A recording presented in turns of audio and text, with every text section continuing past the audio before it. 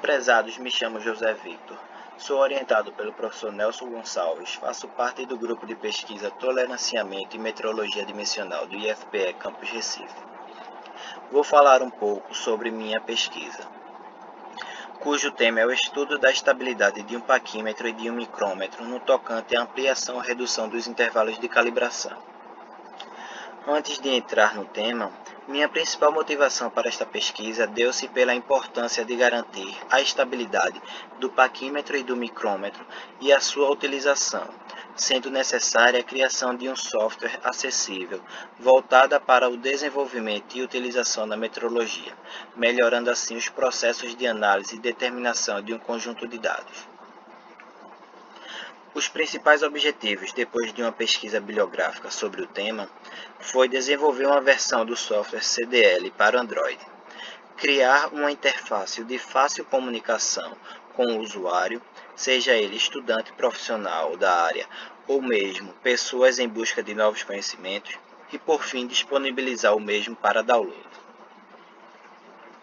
O paquímetro e o micrômetro são equipamentos de medição direta e linear, amplamente utilizados em indústrias e laboratórios para garantir que as peças fabricadas ou analisadas estejam dentro de uma margem de tolerância aceita pelo processo de produção.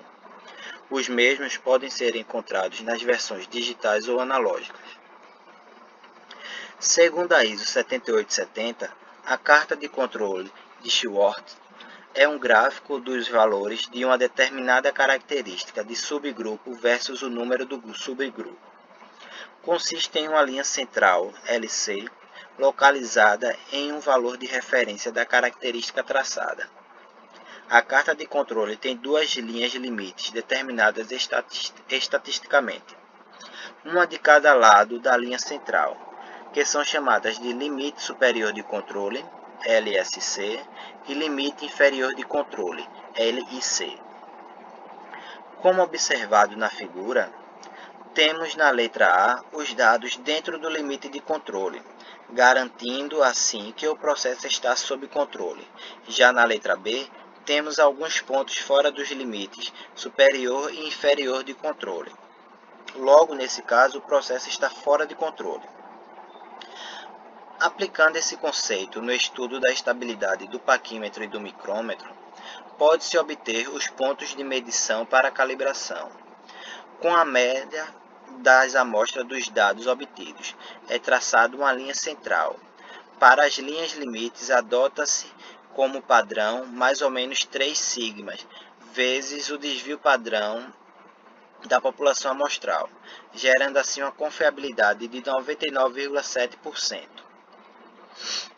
Após a revisão bibliográfica, viu-se que para conseguir atingir o objetivo desta pesquisa, foi necessário um estudo de capabilidade do processo, um procedimento para avaliar a condição de um processo em atender às especificações de determinada característica da qualidade do produto.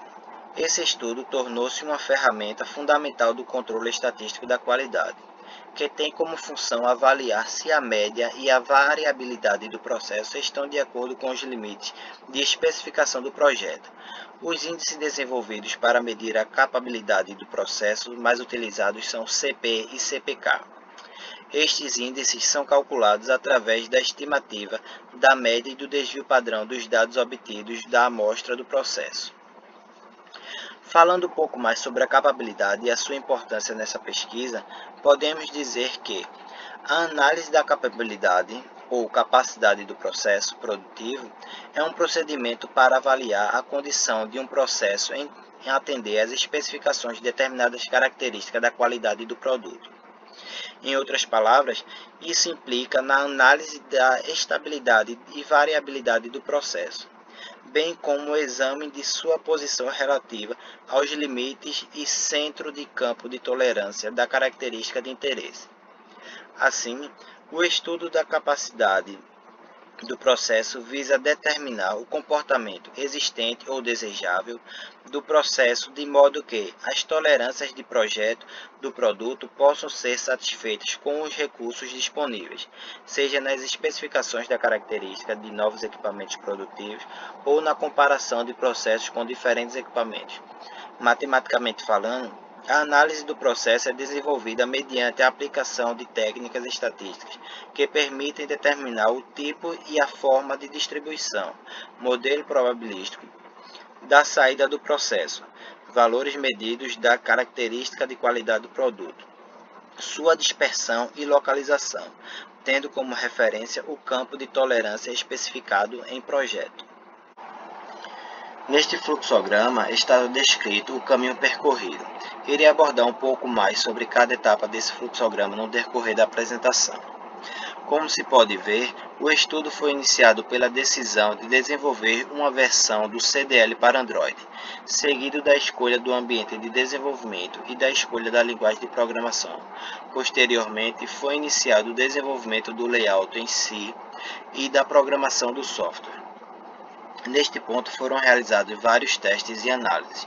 Sempre que encontrava-se algum problema ou via-se uma possibilidade de melhoria, voltava para a fase de modificação e atualização. Até o momento desta apresentação, o software não encontra-se disponível para download, embora ele esteja funcionando como esperado. O Android Studio é um ambiente de desenvolvimento para aplicativos próprio do sistema operacional Android. Por essa razão, optou-se pelo uso do mesmo, pois possui uma simples interação para o desenvolvimento além da compatibilidade, para que o aplicativo possa ser executado nas mais variadas versões do Android encontradas nos smartphones. A linguagem de programação ficou por conta do Java, pois trata-se de uma linguagem base do Android Studio. Ela é uma linguagem de programação orientada a objetos, que possui uma grande biblioteca e diversos documentos que auxiliam para o estudo e aplicação da mesma. Aqui podemos observar os diversos layouts que foram desenvolvidos ao longo da pesquisa, começando da esquerda para a direita. Outra mudança foi integrar várias telas em um menu inicial, facilitando a visualização e interação com o usuário, fazendo parte do objetivo principal. Esse é um exemplo do cálculo feito à mão para a validação do cálculo realizado pelo software, e o qual está funcionando corretamente, como esperado. Aqui estão algumas das linhas de código utilizadas para o desenvolvimento tanto do layout como do cálculo em si. E por fim, essa é a tela de simulação e de programação que o Android Studio disponibiliza. Aqui encontra-se o CDL Software. Ao entrar, você é direcionado ao tutorial. Nele é apresentado ao usuário o software e sua finalidade. Arrastando para o lado, você pode navegar pelo tutorial e encontra-se um breve resumo sobre sua função.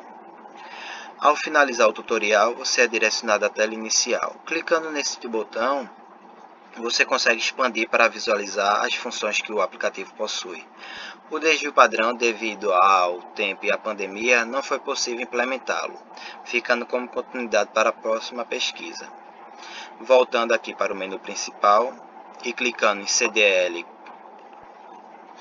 podemos simular os mesmos valores utilizados na validação, que são 2, certeza expandida 3, fator de abrangência 2, o desvio padrão não está podendo ser inserido vírgula, apenas o ponto, então fica 0,05 e o tamanho da amostra é igual a 15. Ao clicarmos no cálculo, ele mostra que o sistema não é capaz, pois o valor do índice é igual a 0,44, que é menor que 1. Se mudarmos a incerteza máxima de 2 para 5 e realizarmos o cálculo novamente, temos que o sistema passa a ser capaz e o índice de capabilidade passa a ser 1,11. Voltando agora para o menu inicial, podemos também acessar o tutorial novamente para visualizar, porém podemos clicar em qualquer momento em pular tutorial e voltamos para a tela inicial. E aqui em cima podemos clicar para sair do aplicativo. Aqui estão as referências utilizadas durante a pesquisa. E quero agradecer pelo seu tempo. Espero ter conseguido sanar todas as dúvidas, mas caso não tenha, fica aqui meu e-mail para quaisquer dúvidas ou perguntas. Estou à disposição para saná-las.